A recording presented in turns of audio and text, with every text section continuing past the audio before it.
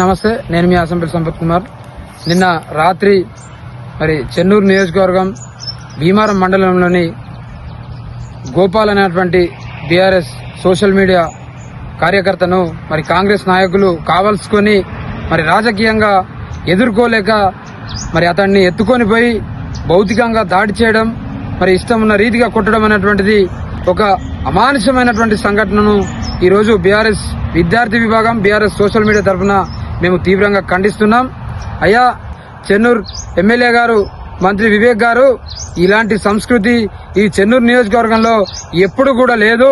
కానీ మీరు మంత్రిగా బాధ్యతలు స్వీకరించిన తర్వాత మరి ఇలాంటి అమానుషాలకు పాల్పడుతున్నారంటే ఇది కేవలం మీరు ప్రత్యక్షంగా మరి ఇందులో ఇన్వాల్వ్ అయి చేయిస్తున్నారా అనేటువంటి సందేహం ఈరోజు చెన్నూరు నియోజకవర్గంలో మరి ప్రశ్న తలెత్తింది. మరి ప్రజలందరూ భావిస్తున్నారు, మరి మీరు ఇచ్చినటువంటి హామీలను అమలు చేయాలనేటువంటి స్థితిలో మీరు ఉన్నారు.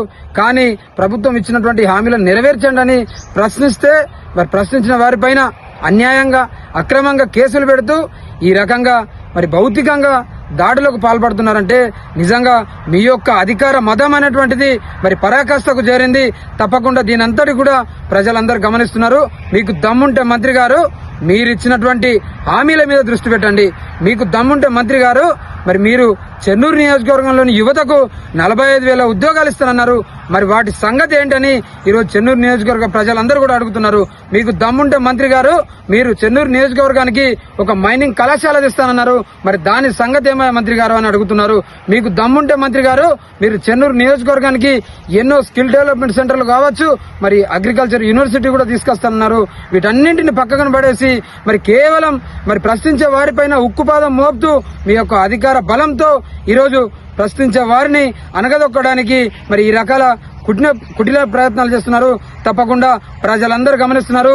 ఇది మంచి సంస్కృతి కాదు. మరి మీరు ఒక కొత్త విష సంస్కృతిని ఈ చెన్నూరు నియోజకవర్గంలో మీరు ఉషగొల్పుతున్నారు. తప్పకుండా మీరు దీనికి తగిన భారీ మూల్యం చెల్లించేటువంటి రోజులు దగ్గరలో ఉన్నాయని హెచ్చరిస్తూ మరి ఇప్పటికైనా ఇలాంటి తప్పకుండా తగిన బుద్ధి చెప్తాం. ఎందుకంటే అధికారం ఎవరికి శాశ్వతం కాదు, అధికారంలో ఎవరు శాశ్వతంగా ఉండిపోరు. కాబట్టి మీరు ఇలాంటి దాడులకు పాల్పడితే తప్పకుండా మేము పెద్ద మొత్తంలో ఉద్యమిస్తాం. తప్పకుండా మా యొక్క కేసీఆర్ గారి యొక్క నాయకులుగా, అభిమానులుగా, బాలకృష్ణ గారి యొక్క అభిమానులుగా తప్పకుండా మీరు ఎన్ని ఇబ్బందులు పెట్టినా ఈ యొక్క సోషల్ మీడియా వేదిక ద్వారా మీ ప్రభుత్వాన్ని మిమ్మల్ని నిలదీస్తూనే ఉంటాం. నేను ఈ సందర్భంగా మరి పోలీసు అధికారులకు కూడా ఒకటి తెలియజేస్తున్నా. తప్పకుండా మీరు ఒక రాజ్యాంగబద్ధంగా మీరు పోలీస్ వృత్తి చేస్తున్నారు కాబట్టి దయచేసి మీరు రాజకీయాల జోలికి వెళ్లకుండా మరి ఏకపక్షంగా వ్యవహరించకుండా ఇలాంటి చర్యలకు పాల్పడుతున్న వారిపైన తప్పకుండా కఠినమైన చర్యలు తీసుకోవాలి. లేదంటే మేము రానున్నటువంటి రోజుల్లో మీపైన కూడా మేము పోరాటం చేయడానికి సిద్ధంగా ఉన్నామని తెలియజేస్తూ బీఆర్ఎస్ సైనికులుగా, కేసీఆర్ గారి అభిమానులుగా, బాలకృష్ణ గారి యొక్క వీరాభిమానులుగా తప్పకుండా బీఆర్ఎస్ పార్టీ ప్రజలకు అండగా ఉంటుంది.